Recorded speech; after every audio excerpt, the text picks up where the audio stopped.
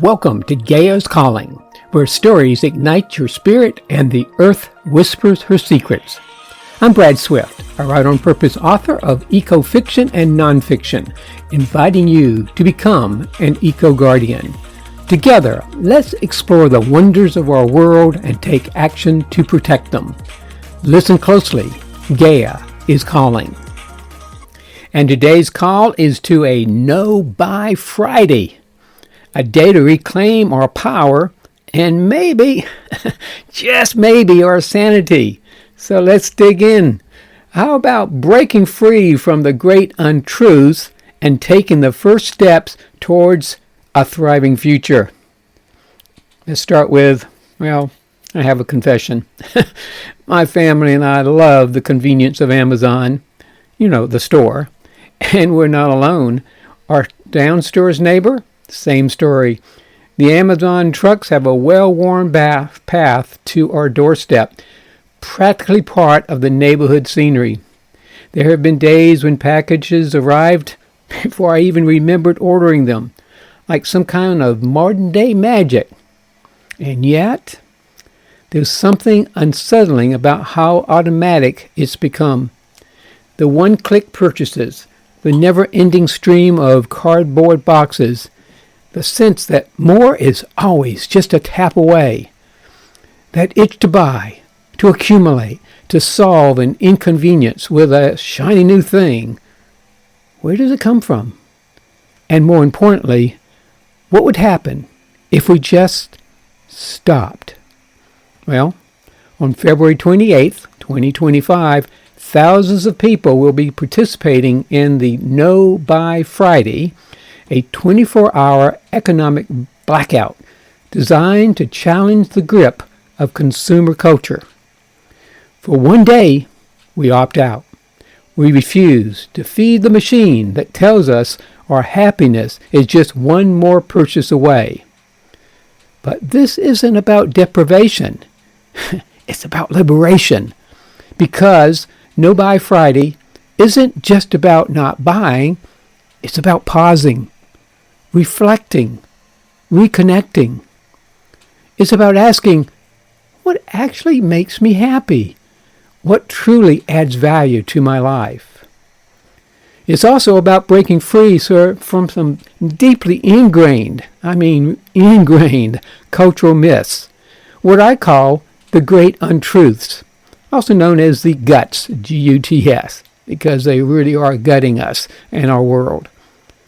They have shaped our economy, our environment, and our very sense of self. So, the lives we've been sold and why it's time to opt out. The world we live in wasn't designed for sufficiency or sustainability. It was built on myths, stories that benefit corporations but rarely serve us or the planet. Let's take a look at these four great untruths and see if they sound familiar. Number one, the myth, the untruth, that we are separate from nature. We act as if we're floating above the natural world rather than deeply intertwined with it. Every time we buy something, whether it's a gadget, a t-shirt, or a bottle of shampoo, we rarely stop to think about where it came from, what it's made of, or where it will go when we're done with it. But nothing we consume is separate from nature. Every product started as raw materials extracted from the earth. Every discarded item will outlive us in a landfill or in the ocean. What if, instead of shopping, we spent No-Buy Friday reconnecting with nature? A walk in the woods, barefoot in the grass, breathing in the air and realizing that this is what we've been consuming to sustain our lives all along. Number two, more is always better. That's really the core theme of No-Buy Friday. This is the one that gets us every time. The lie that happiness is just one more purchase away. That we need the next upgrade, the latest faction, the flashiest new gadget. But when has that actually ever worked? How many times have we bought something we thought would change our lives, only for it to end up gathering dust? How often do we fall into the dopamine trap of buy now and then feel nothing?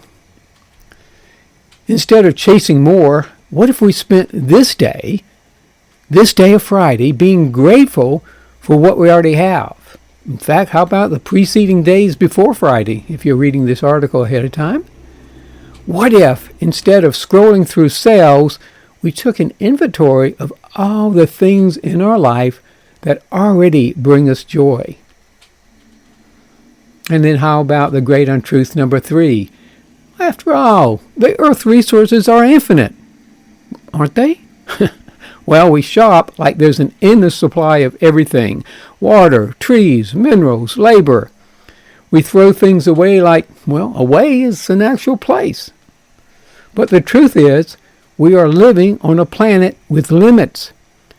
Every unnecessary purchase contributes to waste, pollution, and depletion. The more we take, the less we leave for future generations. What if instead of shopping, we use this day to restore rather than consume? Repair something, donate something, or simply sit with the understanding that enough is already here. And then the last one, number 4, great untruth. Hey, don't worry. Technology, it will save us. We've been sold the idea that the right invention, the next innovation, the perfect green solution will fix everything. But tech can't save us from a mindset of excess and exploitation. No amount of sustainable products, that's in quotation marks, sustainable products will make up for a system built on infinite growth on a finite planet. Real change starts when we stop looking for an external fix and start shifting how we live. Which brings us to the great truths, the ideas that can help guide us into a different kind of future. So I'm going to kind of introduce the great truths. This is a bit of a sneak peek because we haven't really gotten to them quite yet in the One Cars series that we're working on. So saying no to corporate-driven consumerism is just the first step. The real shift comes when we start embracing the great truths. These are principles that resonate and reconnect us with what really matters. And we'll be exploring these in depth in the upcoming One Cause articles, which you can follow along here in Substack, or wherever you're happening to hearing this. Here's a glimpse. Great truth number 1. Interconnectedness. We are nature. We're not separate, but one. Great truth number 2. Sufficiency. There is enough when we remember how to share. Remember, we were supposed to learn that when we were about 3 or 4, right? Great truth number 3. Reciprocity. Reciprocity is the law of life. And number 4 great truth, stewardship. Humanity's role is to care, not control. No Buy Friday is a chance to live these truths, even if just for a day.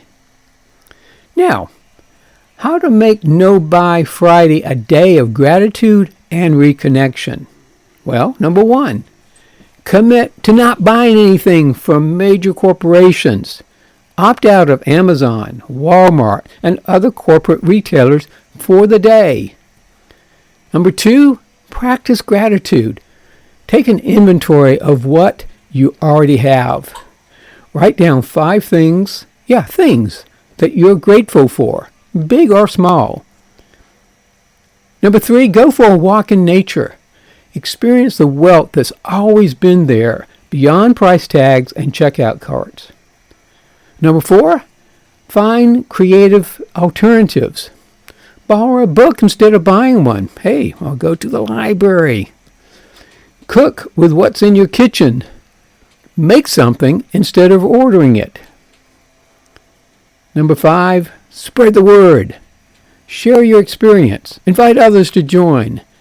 And use the hashtag #NoBuyFriday to connect with the movement. So, a few final thoughts. Really, this is just the beginning. One day won't change everything, but it's a start. It's a chance to pause, to reflect, to remember that we are more than what we consume. And maybe, just maybe, it's a step towards something bigger. So join us in this conversation as we continue to explore what a post-consumerist, regenerative future looks like. Follow one cause for more. And now it's your turn. What do you think? Are you in favor of No Buy Friday? Do you plan to participate by not buying from any corporate business? How else are you going to participate? Comment below. I really do want to hear from you. And then share this with others. Why not have this be the shot heard around the world? Take care.